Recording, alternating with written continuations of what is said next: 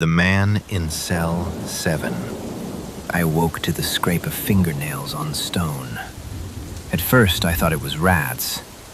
Then it whispered, "James." Then it whispered again, "James."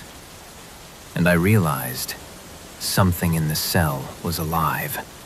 Welcome to Sleepy Echoes Unwind, where the night remembers old stories. I'm going to tell you about a man trapped in a cell that remembers him.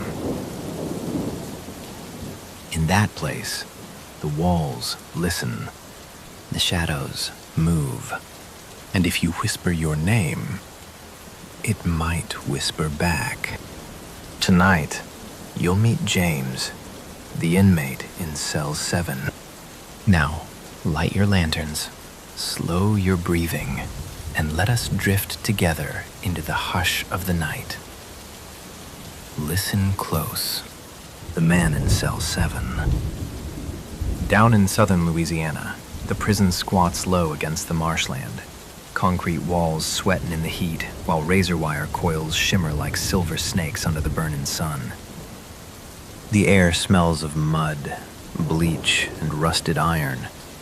And from the yard you can hear dominoes slapping tables, weights clanking, men laughing too loud, just to drown out the silence waiting on 'em later. Guards move slow but watchful beneath mirrored sunglasses, keys chiming at their hips as boots grind gravel into dust. The older cell block, Block C, stands darker than the rest. Bricks stained from years of rain and secrets, its corridors humming under flickering lights.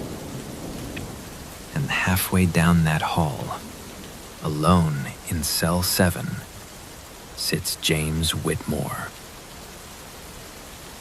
listening to something the others can't hear. Chapter 1, The Scraping. I woke up to the sound again. Soft, crawling along the wall right behind my head, like something dragging its nails over plaster. Not the guards, I know their boots, the way they click and tap out orders. No, this was quieter, sinister, close. The ceiling leaks something fierce when it rains. Fat drops falling slow, hit the floor with little pings like tiny bells echoing down the hall. Makes the walls smell worse. Wet stone, mold, iron. You can hear it if you're listening. Can hear it if you dare. I reckon I seen him last night. I swear on it. Didn't look like any man I ever met. Pale, like the moon done crawled inside him. Eyes that didn't blink, just stared, piercing through me. Swore he whispered my name. Ain't nobody else ever called me that here. Not since the trial. Guard's face said I was alone, same as every day. But I know what I seen. I know what I heard. Maybe I'm losing my mind. Maybe something else is here. Food tray slides through the slot. Metal scrapes metal. Clang. I ain't hungry. Never hungry. Just watch the shadows pool in the corners. They twitch when I move my head. I catch 'em dancing sometimes, like they're trying to get my attention. I tried the bars this morning. Whispered my own name, see if it'd answer back. Maybe it did. Or maybe I did. Hard to tell. Ain't no one call me by my name no more. Not in the hall, not ever. Only here, only tonight. Evening comes. Heat presses heavy on the bricks. Sweat running down my hair, sticky against my scalp. The scraping comes again. Always behind me, always closer. Sometimes I turn, catch a flash of something pale, grinning. Always grinning. I ain't never seen the door open. Ain't never heard anyone leave. But I hear 'em sometimes. Breathing, just beyond the wall. Sometimes I reckon it's me. Sometimes I reckon it's him. I'm starting to think the cell remembers me. Maybe it don't want me to leave. And tonight, I'm sure he's grinning. Chapter 2. Whispered Names. I pressed my forehead to the cold iron bars this morning, trying to hear something in the silence. "Hey," I whispered, low, almost shaken. "You there?" No answer, just the scrape of the ceiling overhead. But then, "James?" I jumped back. My own name. Ain't nobody ever said it in here. Not the guards, not the warden, not no one. My throat went dry. I whispered again, shakier. Who's there?" The shadows curled in the corners, twitching like they was laughing. And then, a voice, low, almost a hiss, right behind my ear. "Been waiting." I spun round. Ain't nobody there. Just the walls, dripping water, smelling of mold and iron. "I know you.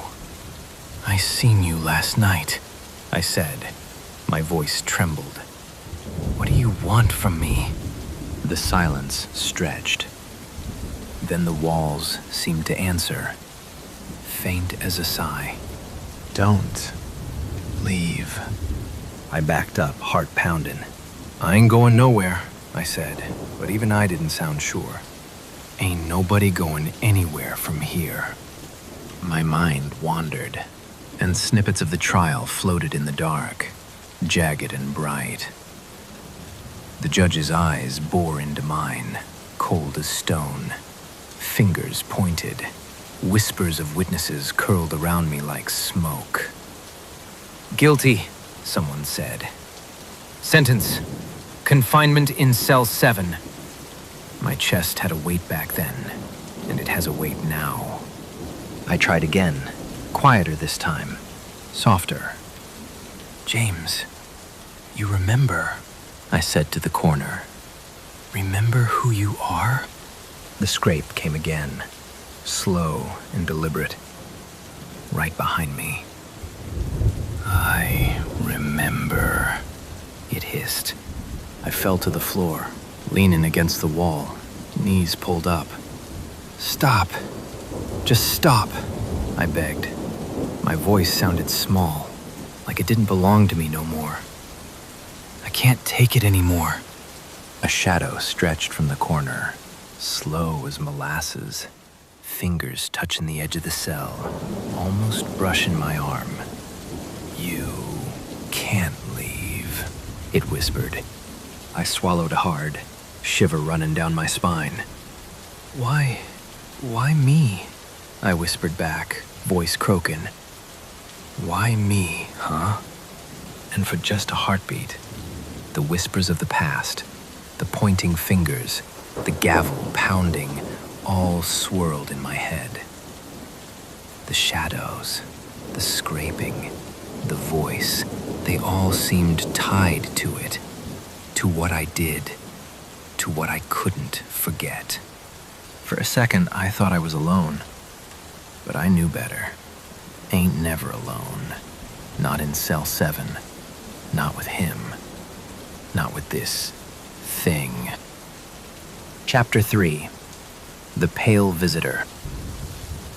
I woke to the scrape again, but this time, it wasn't just behind me. It moved across the floor, slow, deliberate, like something dragging itself toward me. I pulled the blanket tight, heart hammering. Then I saw him, right in the corner. Pale as a drowned man, eyes wide, unblinking, grin stretched too far, teeth glinting in the dim light. Who are you?" I croaked.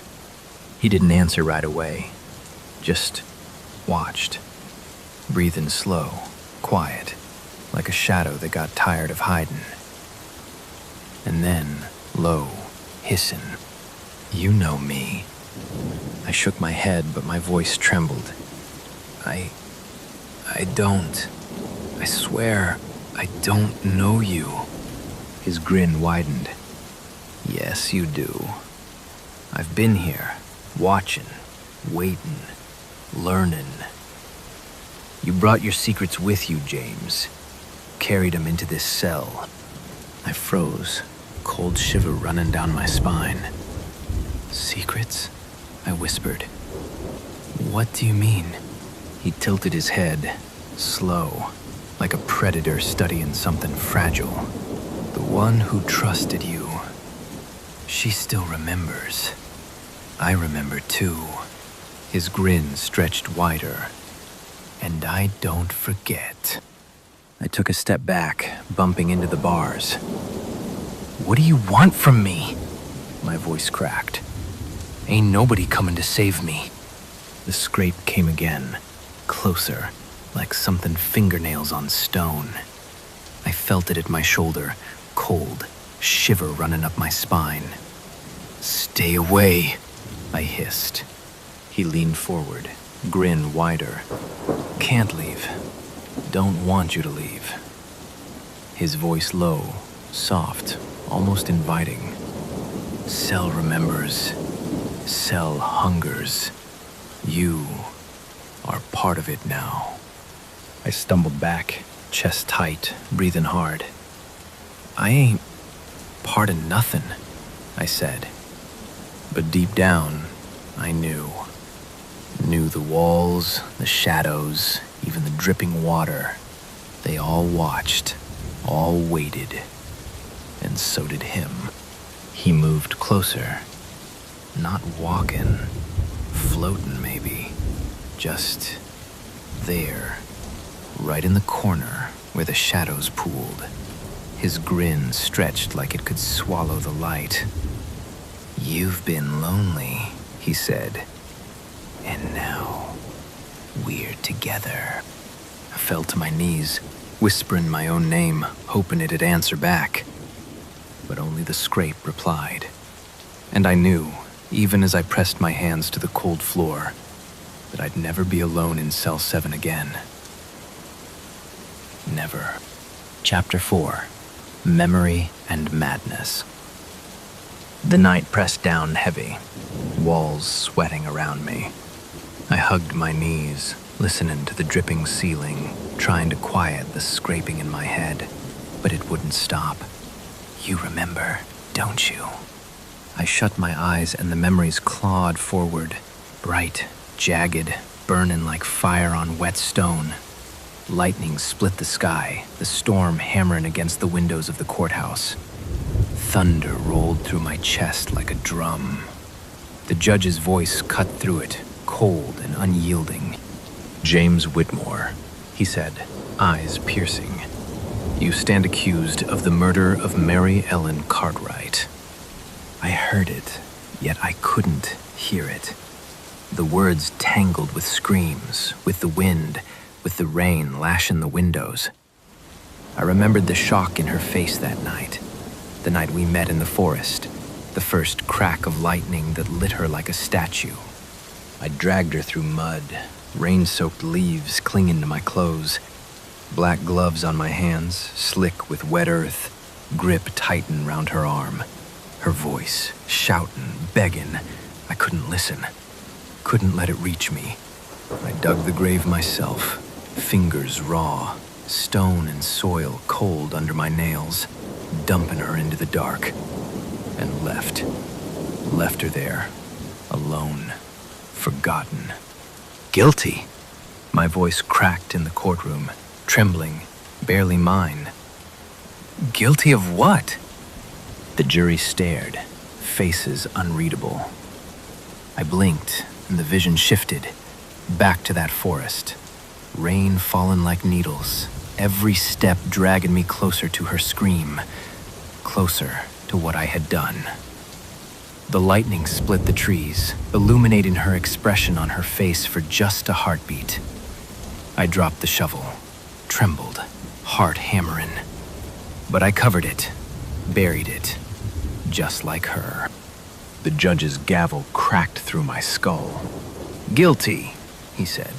"Sentence, confinement in cell 7. The words echoed like thunder, mingled with the storm outside in the flashback. My pulse raced. Wet leaves and mud splattered across my shoes, the smell of iron and dirt. I could feel her, smell her, the weight of her life hanging on my conscience. I pressed my palms to my face. "It wasn't intentional!" I shouted in the courtroom, voice breaking like glass. I didn't mean to hurt anyone." Her eyes flashed in my mind, lightning catching them again, her mouth open in terror. "Please," she had whispered. "James." But I covered my ears. The rain pelted me, the dirt clung to my palms, and I forced myself to leave. Forced myself to keep walking from the forest, from her, from the horror I'd sown. The courtroom dissolved again. My knees pressed into cold wood. Faces blurred, whispers floating, pointing fingers stretching across the floor. "You remember everything," the judge's voice echoed. But now it was like the pale figures, low, coaxing. "You brought it here." I could feel it. The scraping in the corners, the shadows pulsing with it. The figure in the cell, watching, waiting. "James Whitmore," the prosecutor said, voice sharp as the storm outside. "Did you kill Mary Ellen Cartwright?" I could see myself in the rain again, hands shaking, the black gloves slick. I didn't answer her, didn't answer myself. Only dug, only buried, only left her in the dark. My chest heaved, lungs filling with the damp, cold air of the forest. The lightning flashed once more, bright enough to blind me. Her eyes, her mouth, her scream swallowed by the dirt. The thunder in the courtroom roared back at me. "Yes," my own voice muttered. "Yes, I did." The jury's faces became shadows, the pointing fingers twisted like roots. "Guilty," echoed again, each syllable pounding into my chest. "Cell 7. I pressed my head to the desk. Sweat and rain, guilt and fear dripping down my spine. "I didn't mean..." My words failed me. My mind teetered. One moment, the judge's eyes. The next, the lightning catching her face in the mud. The next, just darkness. And then, movement in the corner. I opened my eyes. The pale figure leaned forward, grin widening impossibly, eyes unblinking. "All remembered," he whispered. "All seen, all felt. You cannot forget what you did. And now, you are mine." My breath hitched. I can't take it," I whispered, voice broken, heart hammering. I'm losing it. He stood then, just for a moment, and winked at me. A small, knowing gesture, like he had been expecting me to remember, to feel it all. Then, he vanished, melting into the shadows of the corner. I pressed my hands over my face, knees pulled to my chest. Outside, the storm still raged. Somewhere in the distance, a clap of thunder sounded almost like laughter. And I knew. The cell waited. Always waited. Watching. Remembering. "Forever, James." A drip of water hit the floor like a ticking clock. And somewhere, just at the edge of hearing, I thought I heard her whisper. Chapter 5. Closer and closer. I could feel it before I saw it. The air shifting, like something heavy moving through the shadows. I pressed my back against the wall, heart hammering. The scrape started again, slow at first, then faster, closer, right behind me. "You there?" I whispered, shakier than I cared to admit. "I know you're there." A shadow shifted in the corner, pale fingers stretched, crawl across the damp stone. "Closer," it hissed, voice low, soft, like a snake in the dark. I stumbled back, banging the bars. "Stop!" I yelled. "Stay back!" The figure's grin widened. "You like the sound of your own voice," it said, low. "But I like the sound of fear more." I tried the tray slot, throwing it at the corner. Metal clanged against stone. He didn't flinch, didn't move, just waited, grinning. "Throw your anger," he said. "Throw your hate. It won't save you." I sank to the floor, hands over my head, whispering to myself. I can't fight. It's too close, too close. The scrape crawled over my shoulder, cold as death, fingers brushing against my neck. "Closer," he hissed again, almost tender. "I'm always here." I breathed in, shakily, shiver running down my spine. "Why me?" I screamed. "Why me, huh?" The figure leaned in from the corner, grin stretched too far. "Because you're delicious," he said, voice almost sweet, almost kind. "Because you're mine." And then the walls seemed to hum. The shadows thickened, and the ceiling wept fat drops that fell in time with my heartbeat.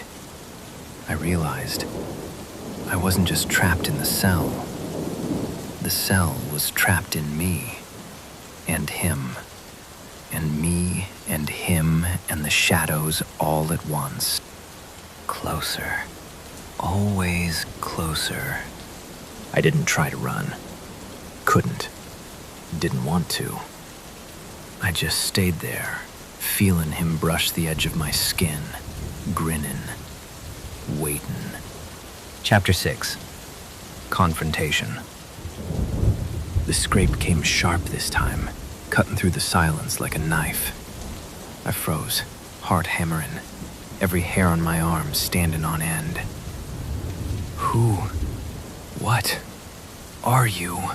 I whispered. My voice trembled. The pale figure stepped out of the corner. No floating this time, just there, solid, eyes unblinking, grin stretched wide. "I am what you fear," he said. "I am what waits in the dark when no one else remembers your name." I pressed against the bars, shiver running down my spine. "Leave me alone," I barked. "I ain't doing nothing wrong." He laughed, soft, wet, like water dripping from the ceiling. "Wrong. You don't know right from wrong anymore," he said. "You brought this on yourself. You remember the girl, don't you, James? The one who trusted you?" I stifled a sob, knees buckling under me. I didn't mean..." My voice cracked, swallowed by the shadows. He leaned closer, fingers stretching from the darkness, brushing the edge of the bars. "You meant to hurt her? Maybe not. But the fear, the pain, the guilt, it's yours now. And I remember it all. Every scream, every heartbeat, every promise you broke." I shook my head, desperation rattling my voice. I can't. Please, leave me alone." His grin widened impossibly, eyes glinting in the dim light. Leave? I can't. I won't. You invited me the moment you turned your back on her. You carried it here, James. And now, we are bound. I am what you can't forget. And I always will be. I fell to the floor, hands covering my face. I can't, I whispered. I'm losing it. He crouched in the corner, voice soft, almost human, almost kind. Losing it? No, James. You're finding it. The guilt, the fear, the hunger. It's all you, and it's all me. And now, it's always been here. The walls hummed. Shadows shifted. Drips fell in time with my thumping heartbeat. The cell breathed.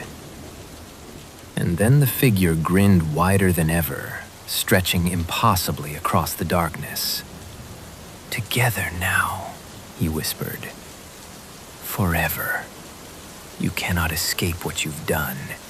And I am here to remind you. I wanted to scream, to run, to fight. But every part of me froze. The cell, the figure, the shadows, they were all one. And in that moment, I realized I wasn't just trapped. I was claimed forever, he repeated. And the darkness laughed with him. Chapter 7. The cell remembers. I couldn't move. Not really. The walls, they weren't just walls no more. They pulsed, breathing, stretching just enough to remind me I was small. Every drip from the ceiling sounded like a heartbeat, sinking with mine. Remember, the pale figure said from the corner. Remember who you are.